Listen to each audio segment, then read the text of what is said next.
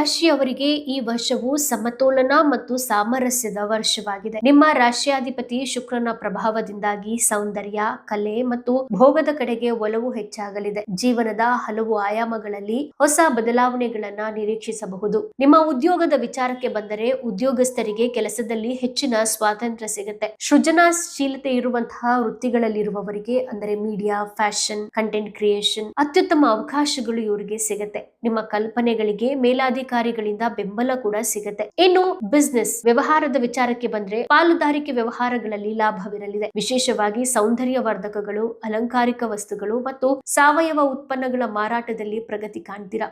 ಹೊಸ ವ್ಯಾಪಾರ ಒಪ್ಪಂದಗಳಿಗೆ ಸಹಿ ಹಾಕಲು ಇದು ಶುಭ ಸಮಯ. ಇನ್ನು ಆರ್ಥಿಕತೆ ವಿಚಾರಕ್ಕೆ ಬಂದ್ರೆ ನಿಮ್ಮ ಆರ್ಥಿಕ ಪರಿಸ್ಥಿತಿ ಉತ್ತಮವಾಗಿರಲಿದೆ. ಐಷಾರಾಮಿ ವಸ್ತುಗಳ ಖರೀದಿಗಾಗಿ ಹಣವನ್ನ ವ್ಯಯಿಸುವಿರಿ. ಚಿನ್ನದ ಮೇಲೆ ಅಥವಾ ಕಲಾತ್ಮಕ ವಸ್ತುಗಳ ಮೇಲೆ ಹೂಡಿಕೆ ಮಾಡುವುದು ದೀರ್ಘಕಾಲದ ಲಾಭ ನೀಡುತ್ತೆ. ಇನ್ನು ನಿಮ್ಮ ಆರೋಗ್ಯದ ವಿಚಾರಕ್ಕೆ ಬಂದರೆ ನಿಮ್ಮ ಚರ್ಮ ಮತ್ತು ಕಿಡ್ನಿ ಸಂಬಂಧಿತ ಆರೋಗ್ಯದ ಬಗ್ಗೆ ಕಾಳಜಿ ಇರಲಿ. ಯೋಗ ಮತ್ತು ಸೌಂದರ್ಯವರ್ಧಕ ಚಿಕಿತ್ಸೆಗಳ ಕಡೆಗೆ ಆಸಕ್ತಿ ಹೆಚ್ಚಾಗಬಹುದು. ನೈಸರ್ಗಿಕ ಪಾನೀಯಗಳನ್ನ ಹೆಚ್ಚಾಗಿ ಸೇವಿಸುವುದು ಉತ್ತಮ. ಇನ್ನು ನಿಮ್ಮ ಶಿಕ್ಷಣದ ವಿಚಾರಕ್ಕೆ ಬಂದರೆ ವಿದ್ಯಾರ್ಥಿಗಳು ಕಲೆ ಮತ್ತು ವಿನ್ಯಾಸದಂತಹ ಕ್ಷೇತ್ರಗಳಲ್ಲಿ ಸಾಧನೆ ಮಾಡುವರು. ವಿದೇಶಿ ಶಿಕ್ಷಣಕ್ಕೆ ಪ್ರಯತ್ನಿಸುತ್ತಿರುವವರಿಗೆ ಅನುಕೂಲಕರವಾದಂತಹ ವಾತಾವರಣ ಸಿಗುತ್ತೆ. ಇನ್ನು ನಿಮ್ಮ ಕುಟುಂಬದ ವಿಚಾರಕ್ಕೆ ಬಂದರೆ ಕುಟುಂಬದಲ್ಲಿ ಶಾಂತಿ ಮತ್ತು ನೆಮ್ಮದಿ ನೆಲೆಸಲಿದೆ. ಸಂಗಾತಿಯೊಂದಿಗೆ ಪ್ರವಾಸ ಅಥವಾ ರಜಾ ದಿನಗಳನ್ನ ಕಳೆಯಲು ಯೋಜನೆ ರೂಪಿಸ್ತೀರಾ. ಸಮಾಜದಲ್ಲಿ ನಿಮ್ಮ ಗೌರವ ಹೆಚ್ಚಾಗಲಿದೆ ಮತ್ತು ಪ್ರಭಾವಿ ವ್ಯಕ್ತಿಗಳ ಪರಿಚಯವಾಗಲಿದೆ. ಮನೆಯನ್ನ ಸುಂದರಗೊಳಿಸಲು ಅಥವಾ ಹೊಸ ವಾಹನ ಖರೀದಿಸಲು ಅಂತಹ ಯೋಗಗಳು ಕಂಡು ಬರುತ್ತೆ. ಇನ್ನು ಶುಕ್ರವಾರ ಮತ್ತೆ